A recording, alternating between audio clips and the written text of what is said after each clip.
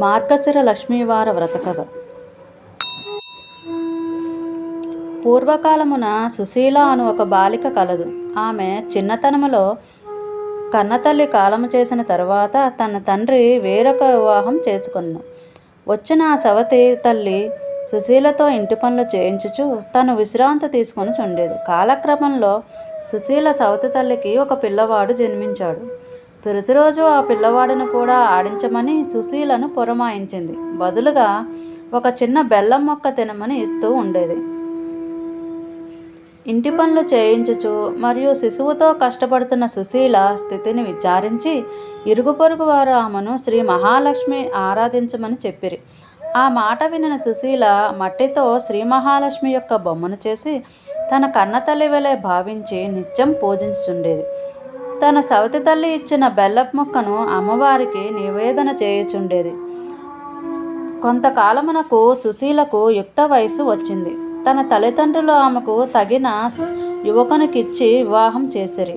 ఆమె తన అత్తవారింటికి వెళుతూ తనతో పాటుగా నిత్యం పూజ చేయు శ్రీ మహాలక్ష్మి యొక్క బొమ్మను కూడా తీసుకొని వెళ్ళింది. అంతనా పుట్టింటిన గల సిరి సంపదలు కూడా సుశీల వెంట వెడలిపోయాయి. అత్తింటి వారు అకస్మాత్తుగా వర్ధించిన సిరి సంపదలు చూసి ఆశ్చర్యపడుచు తమ కోడల అదృష్టమని మెచ్చుకొని ఆమెను ఆప్యాయంగా చూసుకుంటూ ఉండేవారు. కొంతకాలానికి సుశీలకు తన పుట్టింటి వారి దారిద్ర్యము అనుభవించుచున్నారని తెలియవచ్చింది. వారికి సహాయము చేయదలచి తన భర్తను అడుగగా అతను సమ్మతించను. అంత తన సవతి తమ్ముడిని పిలిపించి ఒక కర్రకు జోల కట్టి ఆ జోలయందు బంగారు నాణాలు పోసి ఇంటికి తీసుకువెళ్ళమని చెప్పింది. తన అక్క చేసిన సహాయానికి ఆనందపరుచుడే ఆ తమ్ముడు తిరుగు ప్రయాణం చేసెను. మార్గమధ్యమున కాలకర్చములు తీర్చుకొని చూసుకొని బంగారు నాణములు గల జోలకర్ర కనిపించలేదు. ఎవరో దొంగతనం చేశారని గ్రహించి బాధతో తన ఇంటికి వెళ్ళిపోయినాడు. తర్వాత కొంతకాలమునకు ఆ తమ్ముడు సుశీలను కలువగా సంభాషణ మధ్యలో తను బంగారు నాణముల జోలను పోగొట్టుకున్న విషయం చెప్పి దుఃఖించను. అంతా ఆ సుశీల దిగులు చెందకమని ఊరడించి మరల సహాయం చేయదలుచును. ఒక చెప్పులు జోడు నిండా వరహాలు పోసి తన తండ్రికి ఇవ్వమని చెప్పాను. కాగా తిరుగు ప్రయాణమున ఒక కుక్క వరహాలు గల అతని చెప్పును నోట కరుచుకొని పారిపోయాను. మరల దుఃఖించుచు అతను ఇంటికి చేరును. కొంతకాలము తర్వాత సుశీలకు ఈ విషయము కూడా తెలియవచ్చి ఈసారి బాగా ఆలోచించి తన తమ్ముడికి ఒక గుమ్మడికాయ నిండా రత్నాలు పోసి తన సవతి తల్లికి ఇవ్వమని చెప్పాను. ఆ తమ్ముడు తిరుగు ప్రయాణమున ఒక చోట కూర్చొని చద్ది తినచుండ అక్కడికి వచ్చిన ఒక వ్యక్తి ఆ గుమ్మడికాయని దొంగతనం చేసి పారిపోయాను.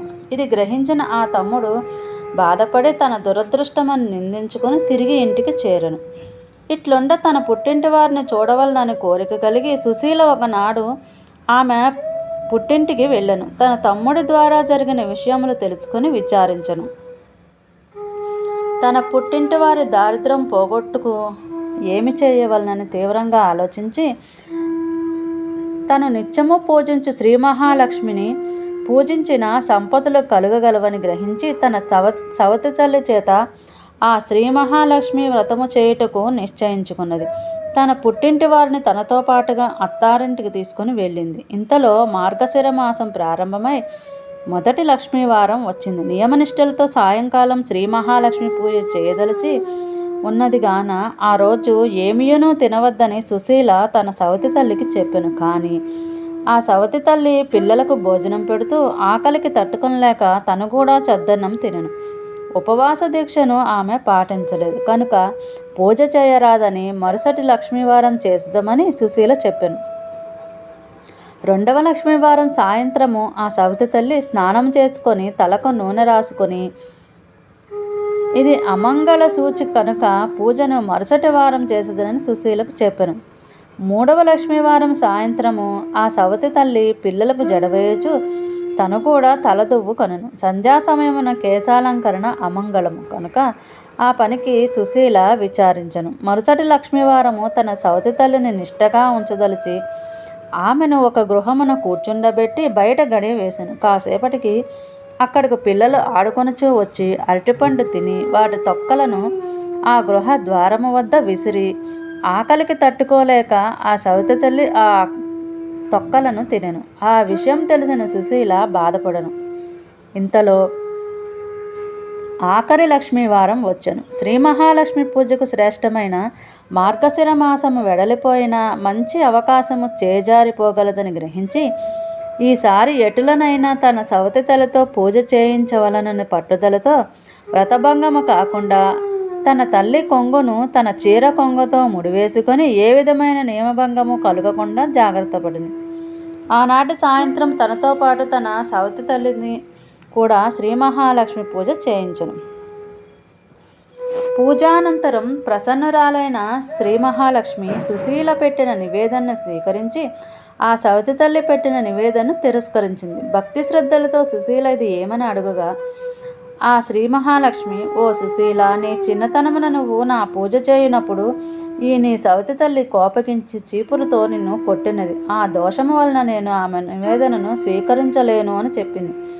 దానికి ఆ సుశీల తన సవతి తల్లి చేసిన పనిని మన్నింపమని ప్రార్థింపగా అటులనే అని అమ్మవారు పలికి నివేదన స్వీకరించింది. వారిరువురు ఇంట సుఖసంపదలు వృద్ధి చెందగలవని వరము ఇచ్చింది.